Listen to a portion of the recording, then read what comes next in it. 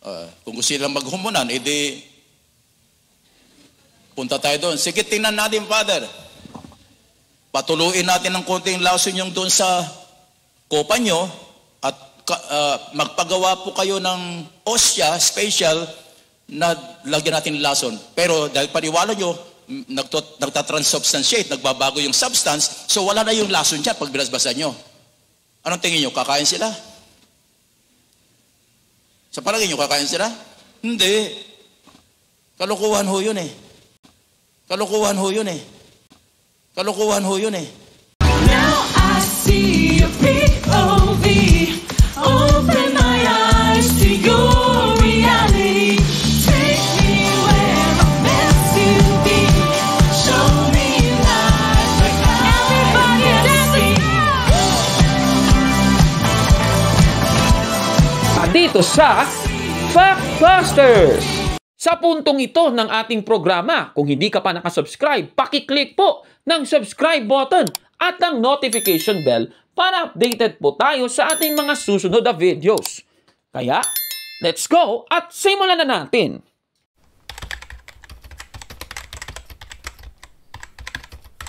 Magandang araw mga kapatid and welcome na naman sa isang bagong episode ng Factbusters PH.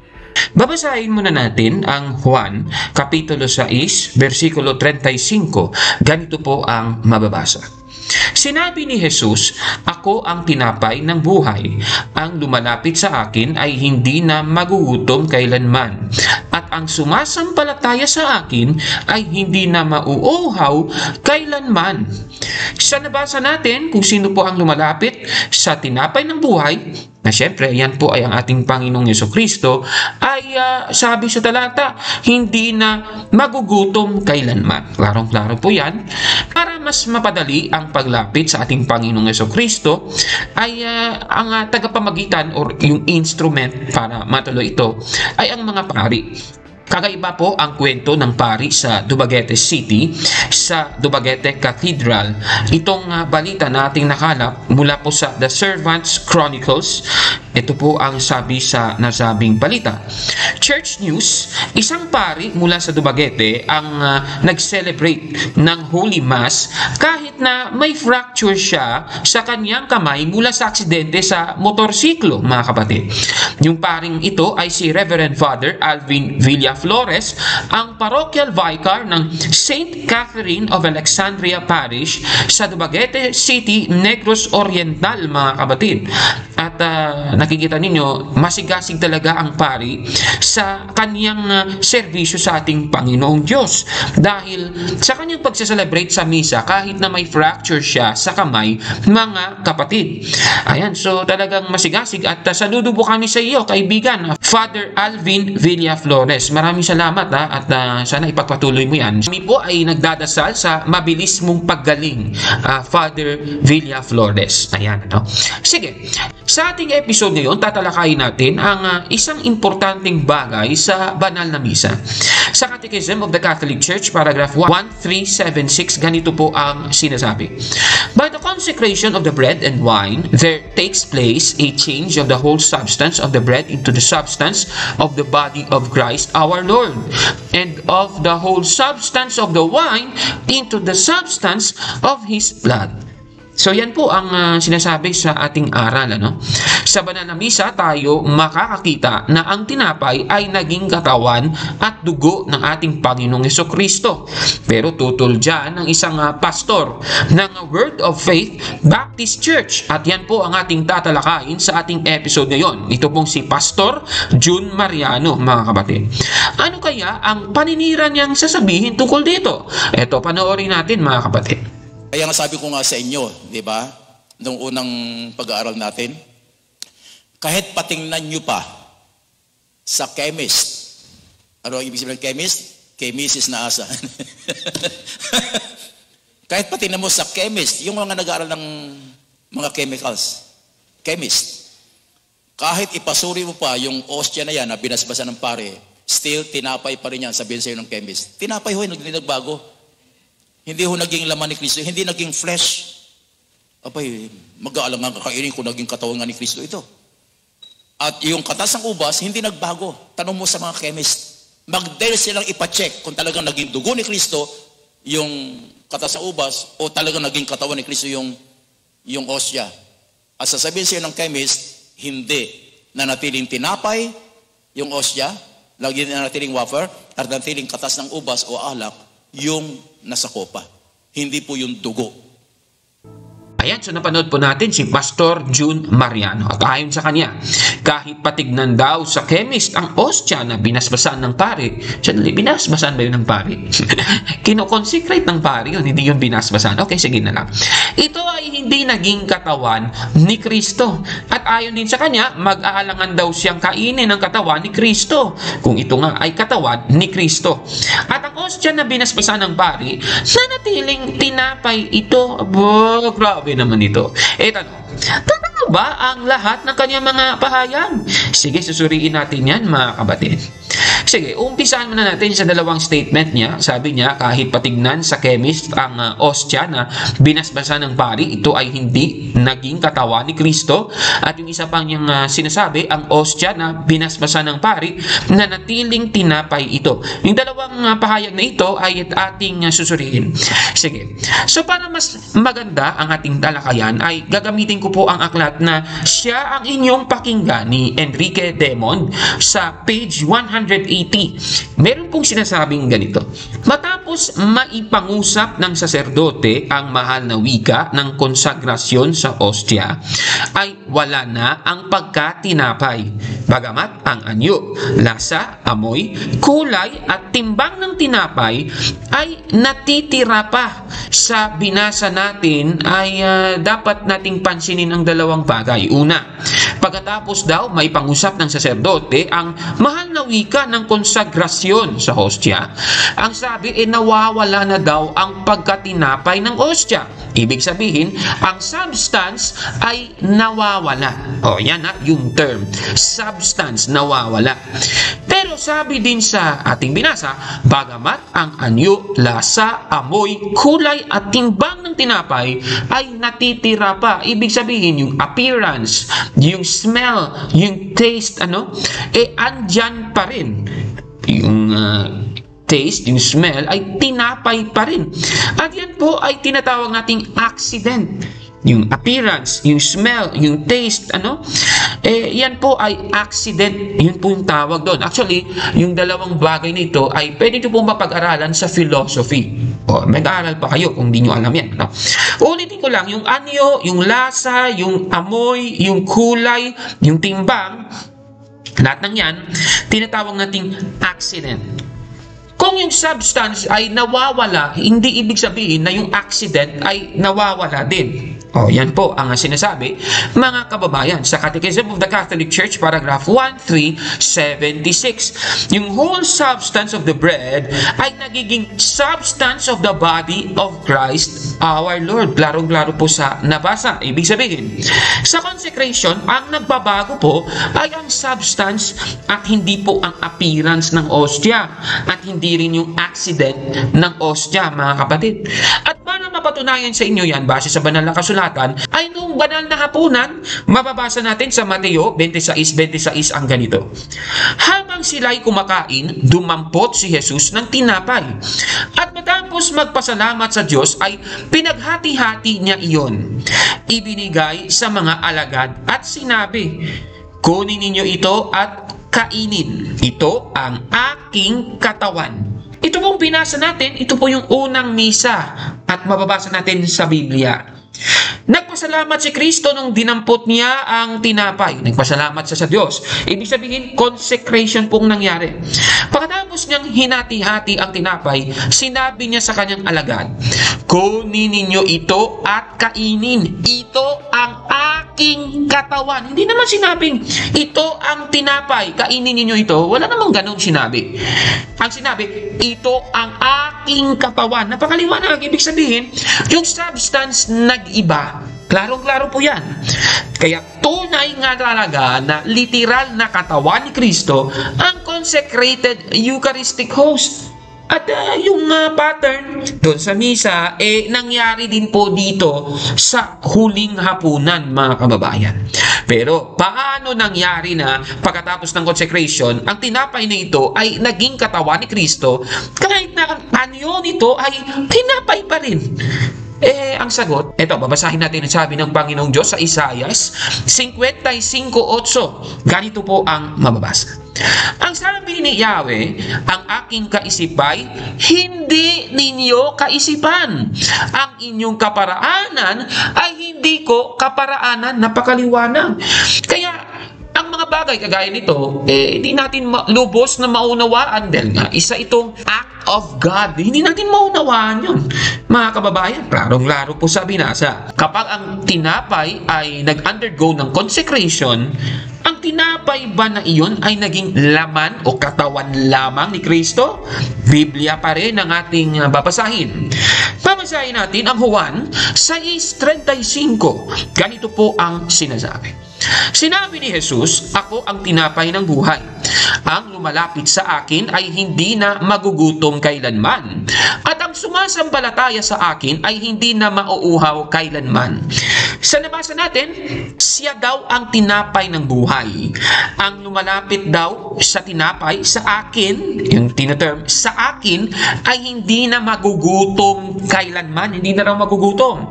Pero, merong karugtong. Sabi, at ang sumasampalataya sa akin ay hindi na mauuhaw kailanman. Napakaliwanag.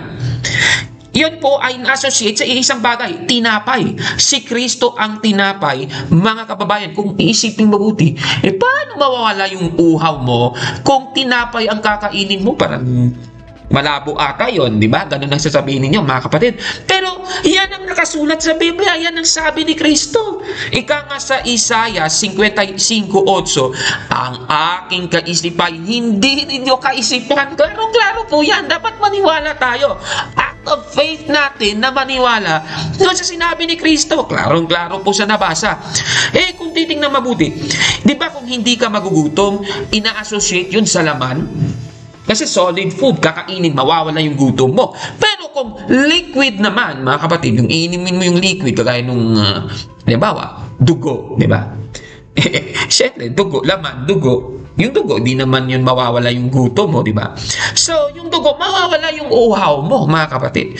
At yung dugo at laman, nandoon talaga sa tinapay na binabanggit. Kaya, yan ang ini-imply ng Juan 6:35. Klarong-klaro po yan, mga kababayan. Ngayon, ang susunod na katanungan. May buhay na patotoo ba na ang consecrated host na ito ay katawan at dugo na ni Kristo? Meron. Naku, daming patunay niyan. Yan pong tinatawag nating Eucharistic miracles. At isa nga sa patunay ay itong nangyari sa Lanciano, Italy. Pwede nyo i-search yan sa internet. Ano yung buong kwento nun. Pero ganito, para matibag natin yung isang comment ng pastor na sabi niya, mga kapatid, ipacheck daw sa chemist para matignan daw kung nag-iba ba yung substance. Sige, okay. Sige. So, kung titignan ninyo, kahit i-search lang sa internet, nakita doon sa consecrated host, nandoon yung laman ng puso na may dugo na type AB blood. Nako, paano ngayon i-explain ni pastor ito? Klarong-klaro. Chemist, biologist, medtech na ang nagsasabi niyan, mga kababayan. Sana mag-aral itong si pastor. Nako naman. Tapos sabi pa niya, nag-aalangan daw siyang kainin ang katawan ni Kristo. Apay, mag-aalangan kakainin kung naging katawan nga ni Kristo ito. Apay, mag-aalangan kakainin kung naging katawan nga ni Kristo ito. Apay, mag-aalangan kakainin kung naging katawan nga ni Kristo ito. Delikado pala itong pastor na ito. Bakit? Bakit ka mag-aalangan kung utos mismo ni Kristo na kakainin ang kaniyang laman? Nako naman, delikado talaga. Tanong, kalapas-tanganan ba sa Diyos ang pagkain ng laman at dugo ni Kristo? Biblia pa rin ang ating pagbabatayan. Sa Juan 6:51 ang sabi, ako ang tinapay na buhay na bumaba mula sa langit. Ang sino mang makakain ng tinapay na ito. Sa talatang ito, ang sabi, ang kakain ng tinapay. O, klarong-klaro yan, ang kakain ng tinapay. Ngayon, ilipat natin sa baba. Sa versikulo 57, ano naman ang sabi doon? Ang sabi, gayon din naman, ang sino mang kumakain sa akin, naku, delikado talaga, sa akin na mismo, kakainin, sabi ni Kristo, ang sino mang kumakain sa akin, ay mabubuhay dahil sa akin. Klarong-klaro po sa talata. Kung pakinggan, ang pangit pakinggan, pero ulitin natin Isaiah 55:8. Ano bang sabi doon? Ang aking kaisipay, hindi ninyo kaisipan. Klaro po sinasabing talata. Kaya dapat tayong maniwala talaga na literal na katawan at dugo ni Kristo ito, mga kababayan. Klaro. Katunayan nga, itong pahayag ni Kristo, yung salitang kain, eat, hindi mo naman mababasa yan sa Aramaic. Walang ganong salita sa Aramaic language. Sa katotohanan nga lamang, yung mababasa natin doon, GNAW, ibig sabihin na ngunguyain, di ba? Ganon yung sa Tagalog. Yung merong katumbas na salita sa Aramaic language na kung saan, yan yung salitang ginamit ni Kristo. Si Kristo ang nagsasalita. Ano bang ginamit niyang lengguwahe? Di Aramaic. Nako naman, nguyain mo si Kristo. Paano mangyayari yun? Delikado. Sabi ng pastor, kapalastanganan yan sa Diyos. Hindi naman ganun. Ulitin natin, Isaiah 55:8, nakasulat talaga. Ang aking kaisipay, hindi ninyo kaisipan. Klarong-klaro po, mga kababayan. Napakaliwanag po niyan, mga kapatid. Hindi ka dapat mag-aalangan dahil utos nga ito ng ating Panginoong Hesukristo. Sino mang kumakain sa akin, klarong-klaro, diretsa ang sinabi, mga kababayan. Ito po ang magpapatunay na literal na katawan at dugo ni Kristo na ang tinapay pagkatapos ng consecration, mga kapatid. Actually, meron pa nga siyang isang bahayag.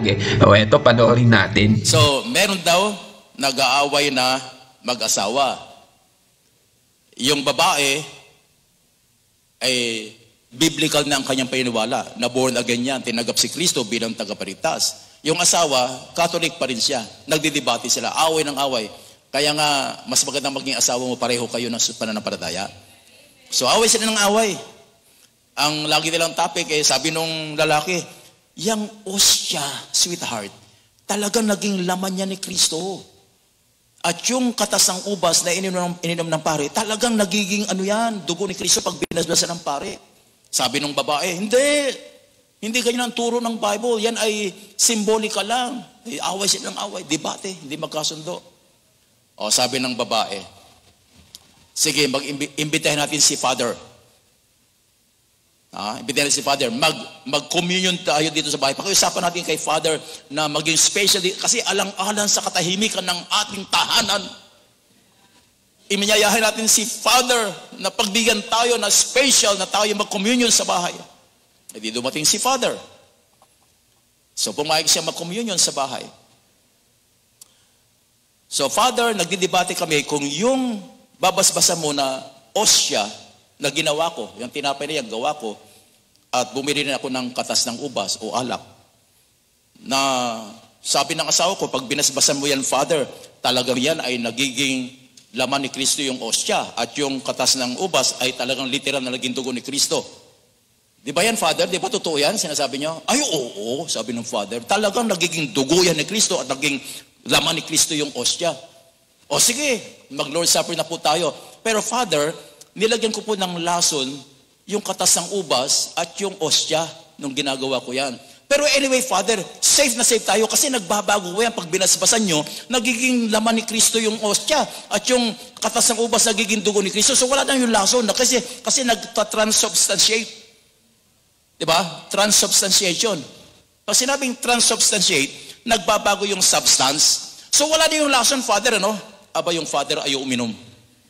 Ayaw rin kumain ng ostya. So ibig sabihin, pinapahalata ng Father pinapahalata ng pare na hindi totoo yung paniniwala na nagiging literal na laman ni Kristo yung ostya o katawan ni Kristo yung ostya at hindi rin literal na nagiging dugo yung alak.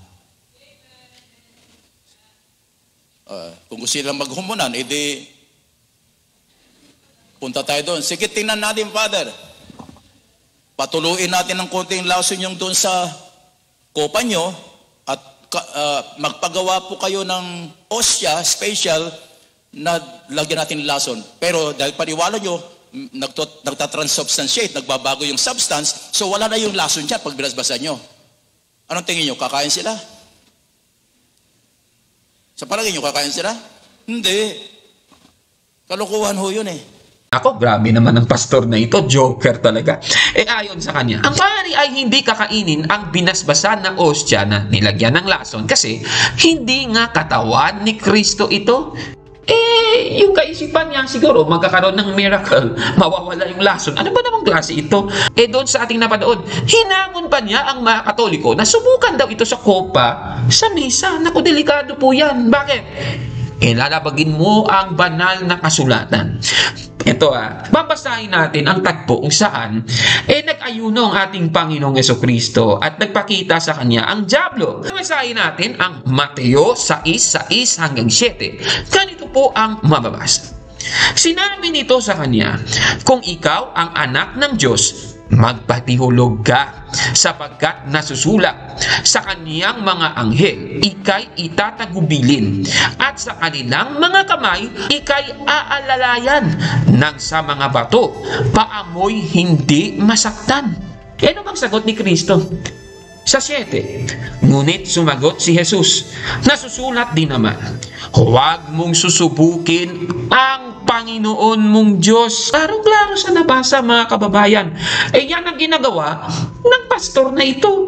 Ang pahayag ng pastor, parang pahayag din pala ng dyablo sa ating Panginoong Jesucristo. Naku naman, delikado po yan.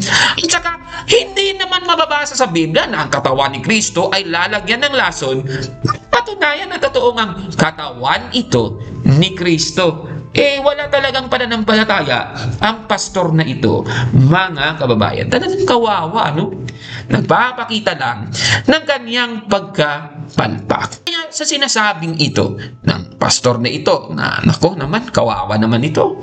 Grabe kung mag-alipusta sa Iglesia Katolika at sa Eucharistia. Nako naman, ito panoorin natin ulit. Kaya nga sabi ko nga sa inyo, di ba? Noong unang pag-aaral natin, kahit patingnan nyo pa sa chemist. Ano ang ibig sabihin ng chemist? Chemist na asa. Kahit patingnan mo sa chemist, yung mga nag-aaral ng mga chemicals, chemist, kahit ipasuri mo pa yung ostya na yan na binasbasan ng pare, still tinapay pa rin yan, sabihin sa'yo ng chemist. Tinapay ho, hindi nagbago. Hindi ho naging laman ni Kristo, hindi naging flesh.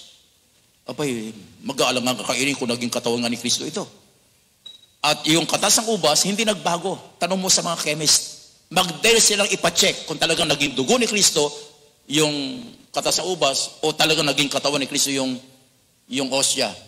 At sasabihin sa'yo ng chemist, hindi. Nanatiling tinapay yung osya, lagi nanatiling wafer, at nanatiling katas ng ubas o alak yung nasa kopa. Hindi po yung dugo. A few moments later. Kung gusto nilang maghumunan, edi punta tayo doon. Sige, tingnan natin, Father. Patuluin natin ng konting lason yung doon sa kopa nyo at magpagawa po kayo ng osya, special, na lagyan natin lason. Pero dahil paniwala nyo, nagtatransubstantiate, nagbabago yung substance, so wala na yung lason dyan pag binasbasan nyo. Anong tingin nyo? Kakain sila? Sa palagay nyo, kakain sila? Hindi. Kalokohan ho yun eh. Nako, delikado talaga.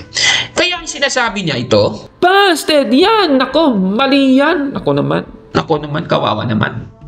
Ulitin natin sa Juan 6:35, mga kapatid, si Kristo ang tinapay ng buhay.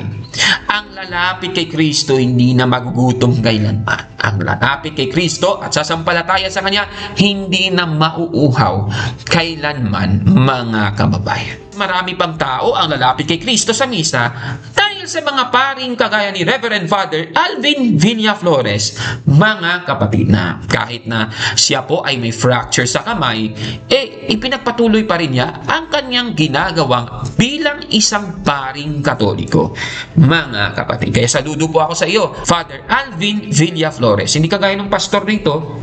Nako, grabe talaga. Delikado po yung mga pahayag mo. Nako naman. Ano po ang masasabi ninyo sa ating episode ngayon? Comment down below, mga kapatid.